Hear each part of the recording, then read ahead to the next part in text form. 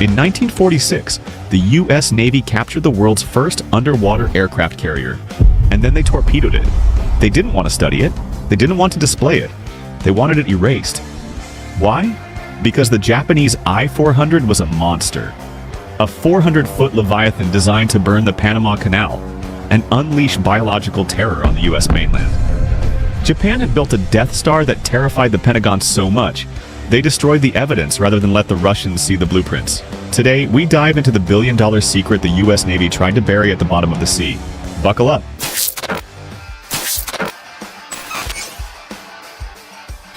To understand why this sub terrified the U.S. Navy, you have to look at the sheer scale of the madness. In 1942, Admiral Yamamoto didn't ask for a submarine. He asked for a miracle. He demanded a ship that could sail 37,500 miles without refueling, enough to circle the globe 1.5 times. He wanted it to carry 3 bombers, and he wanted it to vanish underwater. The result was the I-400 Sentoku.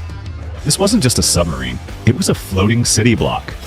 At 400 feet long and displacing 6,560 tons submerged, it was the largest submarine ever built. A record it held until the nuclear age in 1965. It was twice the length of a German U-boat and 3 times the size of an American Balao-class sub. To keep this monster from collapsing under water pressure, engineers had to invent a radical figure-8 double-hull design. Essentially 2 pressure hulls welded side by side. But the real nightmare was the hangar. How do you put an airport on a submarine? You build a massive watertight tube on the deck, 102 feet long and 11 feet wide. Inside this steel claustrophobia, they crammed 3 Aichi M6A1 Siron bombers. These weren't normal planes, they were origami bombers. The wings rotated 90 degrees and folded back. The tail folded down, the floats detached. They were engineered to fit into a tube just a few feet wider than a subway car. And the launch system? Pure sci-fi. You can't use a runway on a submarine. You have barely 85 feet of deck space.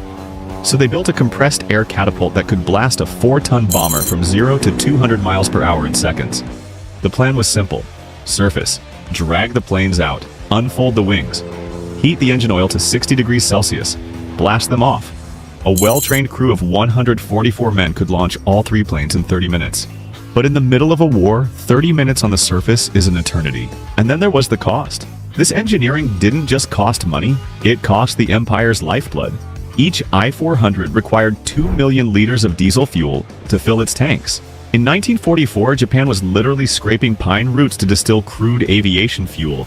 Yet they were pouring millions of gallons into these leviathans. They used riveted hulls because they didn't have enough skilled welders left. They built a Rolls-Royce when they needed 10,000 Toyotas. It was the greatest engineering feat of the war, and it was the most expensive logistical suicide note in naval history. The I-400 wasn't built for patrol. It was built for a specific kill shot, the Panama Canal. Japanese strategists calculated that hitting the Goten locks, sitting 85 feet above sea level, would drain 26 million gallons of water, leaving the canal dry for 6 months. It was a brilliant mathematical checkmate. Yes, but by June 1945, Japan didn't need a delay, they needed a weapon of mass terror. So Vice Admiral Ozawa issued a new order, Operation Cherry Blossoms at Night. The target shifted to San Diego, California. The payload shifted to death. Orchestrated by Unit 731's General Shiro Ishii, the Siron bombers were loaded with ceramic Uji bombs. Why ceramic? Because it shatters to release the payload alive. Millions of fleas infected with Yersinia pestis, the bubonic plague. The launch was set for September 22, 1945. The only thing that stopped the biological annihilation of the U.S. West Coast was Japan's surrender on August 15th, just 35 days before the end of the world. When the I-400 finally surrendered to the USS Segundo on August 19th, the Americans found planes painted with fake U.S. stars, proof of a suicide false flag mission. But the U.S. wasn't the only one watching. In spring 1946, the Soviet Union demanded access to the subs under wartime treaty rules. The Pentagon panicked. They knew if Stalin got the blueprints for an underwater carrier, the Cold War would be lost before it started. So they launched Operation Road's End. On May 31st, 1946, days before Soviet inspectors arrived, the Navy towed the fleet to Point Deep 6 off Oahu and torpedoed them. When the Russians arrived, the U.S. Admiral shrugged and said they were unstable. It was a lie. We didn't sink them because they were junk. We sank them to steal the monopoly. Proof? Look at the 1950s SSG-574 Greyback and the Regulus missile program. It was the exact same design, a massive sub with a watertight deck hanger. The I-400 didn't die in 1946. It just got an American paint job. You think the underwater carrier is dead? Wrong. The idea of the I-400 didn't disappear in 1946. It just went dormant. And now, 80 years later, it has woken up. Smaller, smarter, and infinitely more expensive. Japan? The silent motherships. Let's start with Japan. Officially, Article 9 of the Japanese Constitution bans offensive weaponry. Tokyo cannot build aircraft carriers to Project Power, but Japanese engineers are masters of the loophole. They aren't building ships to launch planes, they are building ships to launch robots, and they are doing it right under our noses. Meet the Taigei class, the big whale. On paper, it looks like a standard diesel-electric attack submarine. But look at the specs. It is 84 meters, 276 feet, long with a displacement of 3,000 tons, making it one of the largest conventional subs in the world. Each hull costs roughly 70 billion yen, $640 million. But the real secret isn't the steel, it's the power source. The Taigei is the first operational submarine in naval history to completely ditch the old lead-acid batteries for massive banks of lithium-ion batteries manufactured by GS Yuasa. Why does that matter? Lead-acid batteries are heavy, weak, and take hours to charge. Lithium-ion gives the Taigei double the energy density. It allows the sub to sprint underwater at 20 knots for hours, not minutes. More importantly, it lets the sub sit on the ocean floor for weeks without ever snorkeling to run its diesel engines.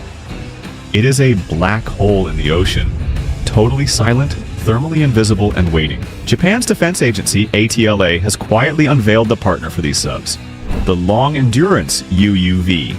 It is a modular underwater drone that measures 10 meters, 33 feet, in its base configuration, but stretches to 15.6 meters, 51 feet, when equipped with the mission module.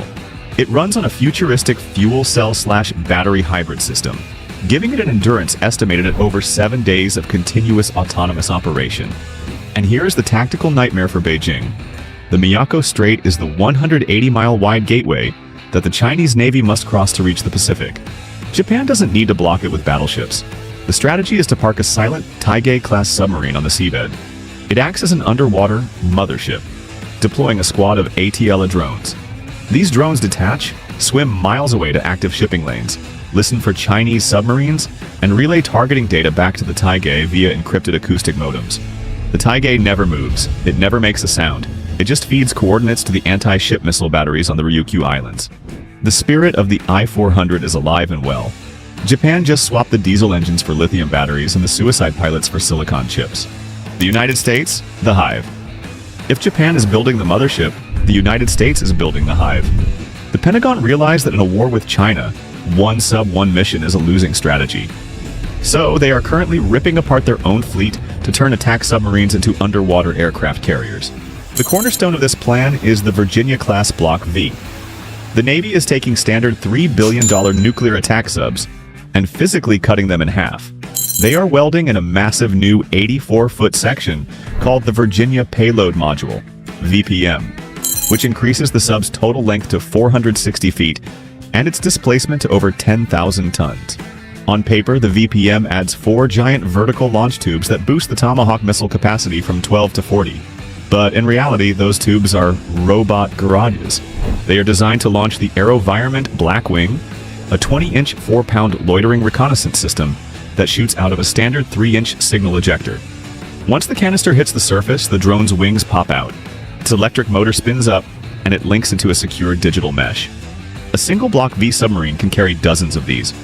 Imagine the scenario. A US sub surfaces in the South China Sea, and instead of firing a shot, it sneezes a cloud of 50 Blackwings into the air. Instantly, the US commander has a live video feed of every ship in a 50-mile radius. The sub vanishes, but the drones stay. But why risk a manned crew at all? The ultimate evolution is the Orca XLUUV, Extra Large Unmanned Undersea Vehicle. Built by Boeing, this is the spiritual successor to the Japanese EAP-400, but without the need for oxygen. It is 85 feet long, weighs 50 tons, and runs on a hybrid diesel-electric engine with a staggering range of 6,500 nautical miles, enough to sail from San Diego to Shanghai and back, without a human soul on board. The scary part isn't the range, it's the 34-foot modular payload bay in the middle. Just like the I-400's hangar, this is empty space designed to carry whatever the mission needs. If the mission is surveillance, it deploys a swarm of sensor buoys. If the mission is attack, it launches the Hammerhead encapsulated torpedo. This is a smart mine that sits on the ocean floor, listening for enemy submarines. When it hears a specific acoustic signature, it launches a Mk-54 torpedo autonomously. The Navy has already ordered 5 of them. It is an unmanned underwater aircraft carrier that can park off the enemy coast for months, waiting for a single digital signal to wake up and choose violence. China, the Great Underwater Wall. And finally, we have the reason the Pentagon is actually panicking. China.